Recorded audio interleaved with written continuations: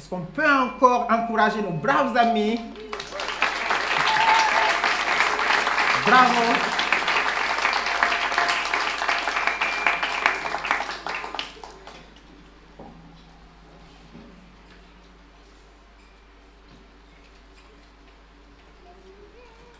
Alors, vous avez vu, Dick, l'antilope, était dans ce trou. Et comme Dick dans ce trou, il peut aussi nous arriver de tomber dans un piège. Un piège dans lequel il nous est difficile, voire impossible, de nous en sortir par nous-mêmes. Et c'est ce qui est arrivé à Paul et Silas, deux hommes de la Bible qui allaient de lieu en lieu pour annoncer Jésus et expliquer aux gens la bonne nouvelle du salut. La Bible nous raconte dans le livre des Actes, au chapitre 16, un des épisodes que Paul et Silas ont vécu. Là, vous avez Paul et Silas. Ils étaient arrivés dans un nouveau pays. Et ils étaient entrés dans une ville du nom...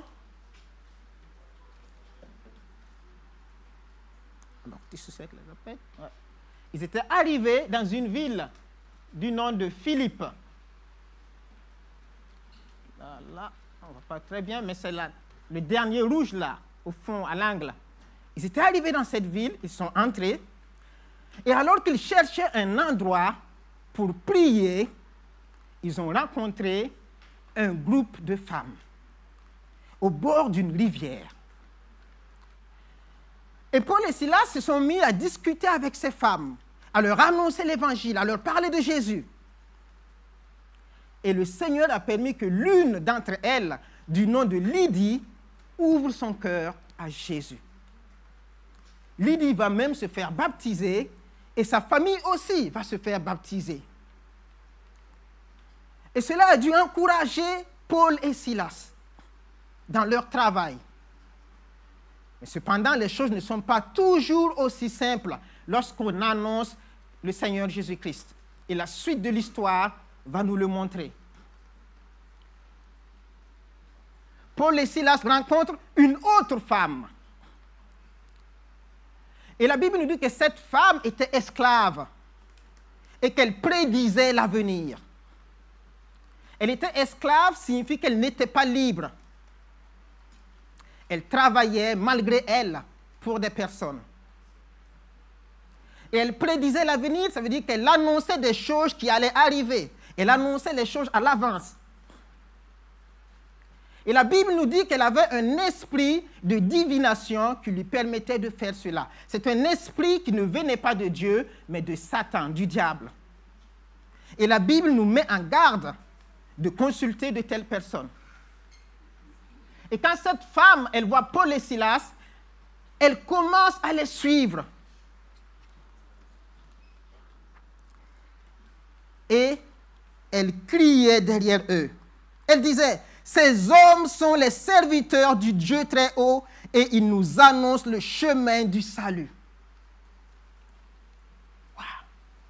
Et la Bible nous dit qu'elle a fait cela pendant plusieurs jours. Elle marchait derrière eux, elle répétait les mêmes choses, elle disait les mêmes choses pendant des jours. Et ce qu'elle disait n'était pas faux. Mais cela ne venait pas de Dieu. Vous savez, quand on marche vraiment avec Jésus, même les mauvais esprits nous reconnaissent parce qu'ils voient l'Esprit de Dieu en nous. Paul et Silas savaient que cette femme avait besoin d'être délivrée. Alors la Bible nous dit que Paul s'est retourné. Il a regardé cette dame et il a dit à l'esprit qui était en elle, « Je t'ordonne au nom de Jésus-Christ de sortir d'elle. » Et à ce moment même, le mauvais esprit l'a quitté. Le mauvais esprit avait fui à cause du nom de Jésus. Waouh! Cette femme était libre. Mais vous savez, Jésus ne nous libère pas seulement des mauvais esprits. Il nous libère de tout ce qui est mauvais. Peut-être qu'il y a des habitudes dans ta vie que tu aimerais bien abandonner parce que tu trouves qu'elles ne sont pas bonnes. Et chaque fois tu essaies, mais tu n'y arrives pas pour le moment et cela te fait de la peine. Tu peux en parler à Jésus. Tu peux lui demander de t'aider. Peut-être que papa et maman t'ont dit, ne fais plus ça, mais toi, tu n'arrives pas. Jésus peut te donner la force et la sagesse dont tu as besoin pour y arriver. Satan ne devait pas être content. Là, c'est la femme qui a été délivrée.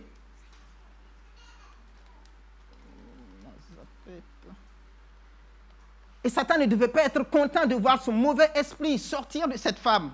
Et les hommes pour lesquels la femme travaillait non plus n'étaient pas contents. Avant, les gens leur donnaient de l'argent pour connaître l'avenir. Mais maintenant, ce n'était plus possible parce que le mauvais esprit, il était parti. Et cette femme ne pouvait plus leur rapporter de l'argent. Alors les maîtres, donc les personnes pour lesquelles la femme elle travaillait, ils ne sont pas contents. Ils sont furieux, ils en veulent à Paul et Silas. Alors ils vont se saisir d'eux. Ils vont les traîner sur la place de la ville. Ils vont les présenter au juge. Et ils vont dire ceci au juge. Ces hommes sèment le trouble dans notre ville. Ce sont des Juifs. Et ils annoncent des coutumes qu'il ne nous est pas permis d'accepter ni de suivre à nous qui sommes Romains.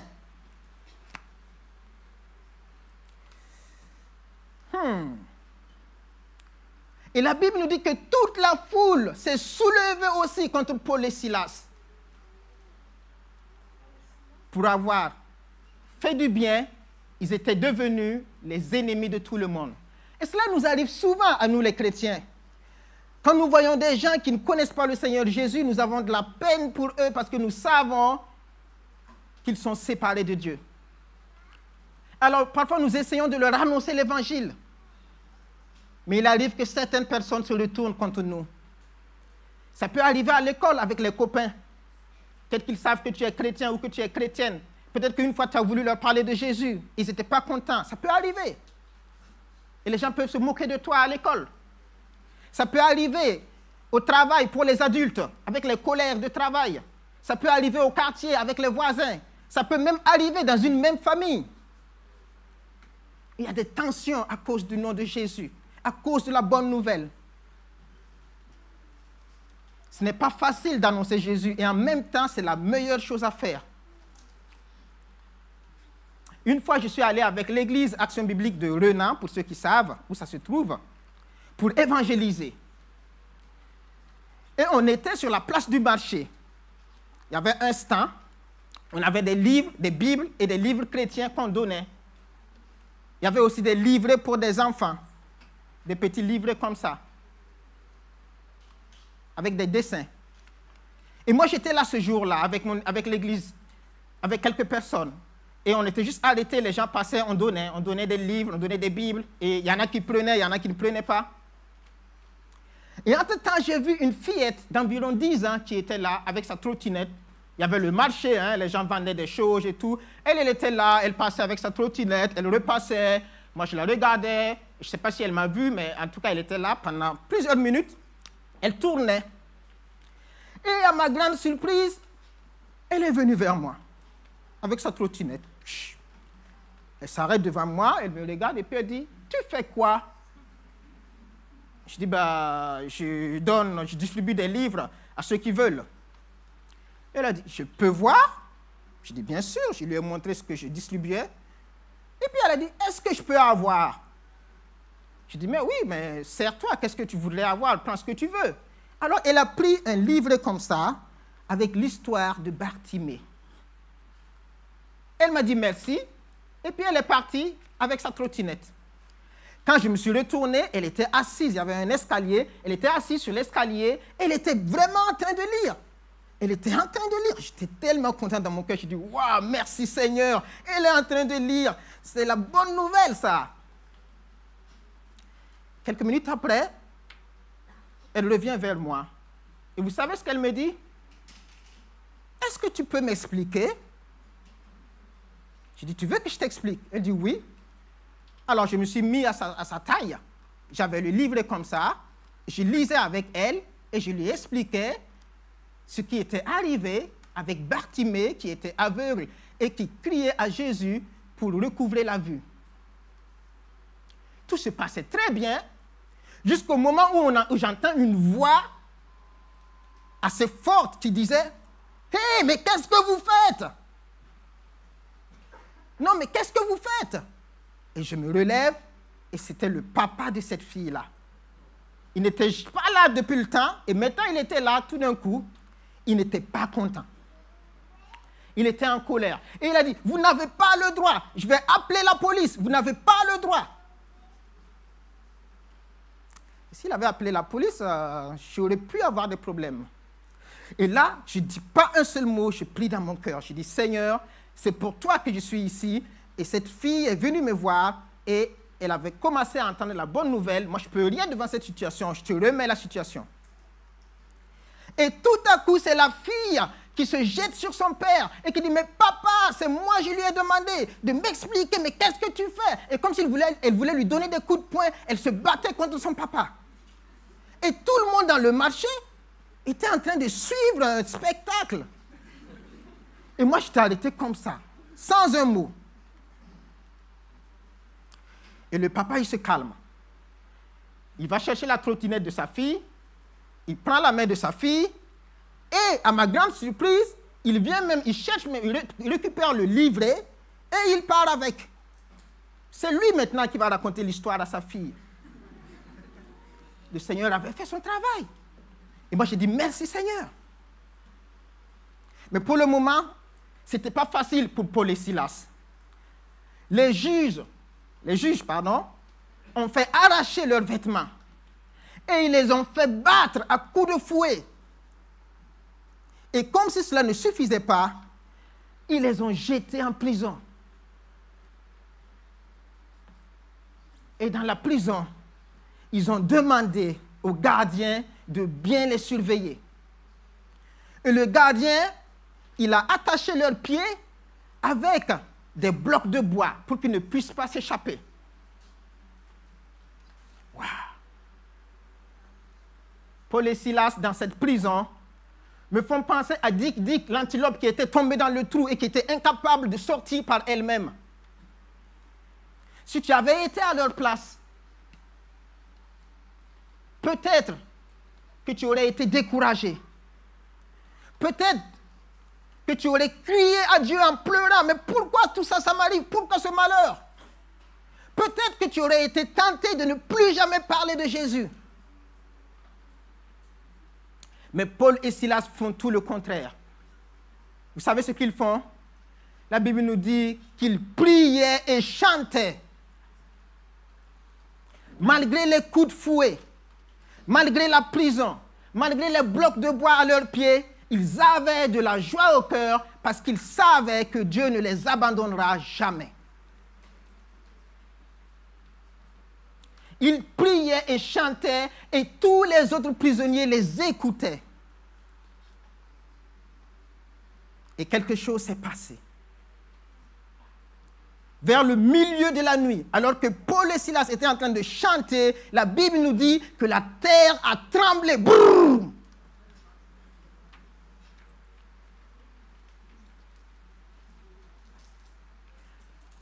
La terre a tremblé. Toutes les portes de la prison, toutes les prisons, toutes les cellules se sont ouvertes. Et toutes les chaînes des prisonniers se sont détachées. Dieu venait d'intervenir. Et je ne sais pas si tu as remarqué, mais Dieu n'intervient pas seulement pour Paul et Silas, il intervient pour tous les prisonniers. Il fait ouvrir toutes les portes, il fait détacher toutes les chaînes. Comme pour dire à chaque prisonnier, toi aussi, je veux te délivrer.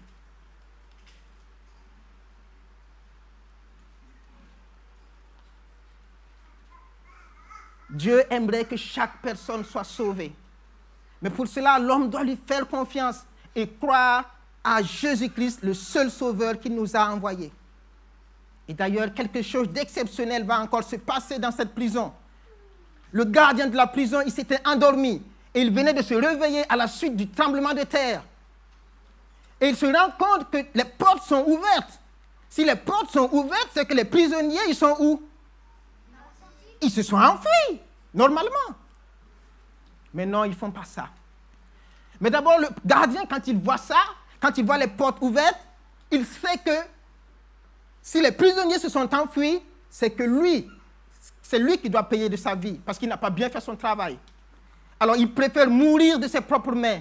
Qu'est-ce qu'il fait? Il sort son épée et il essaye de se donner la mort. Et à ce moment-là, il y a Paul qui s'écrie. Et Paul, il va lui dire, « Ne te fais pas de mal, car nous sommes tous ici. »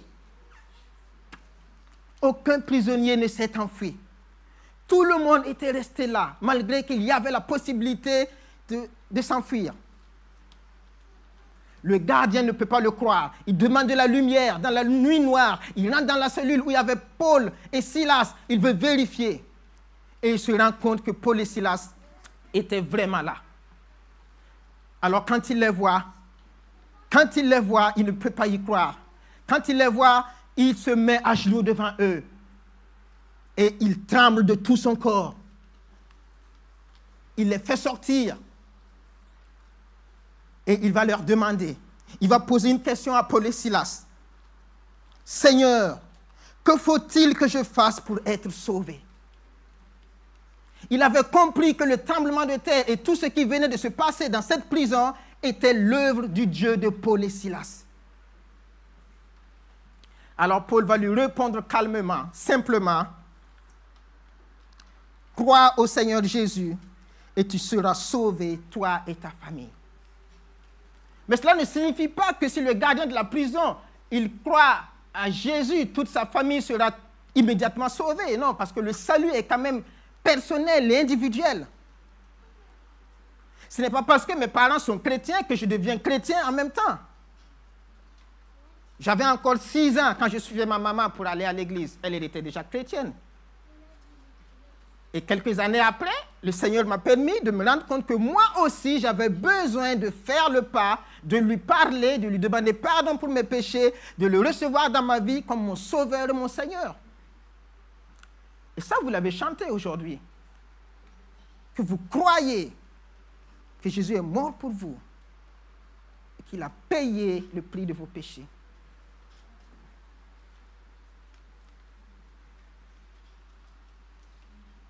Et d'ailleurs, le gardien de la prison va amener Paul et Silas dans sa famille.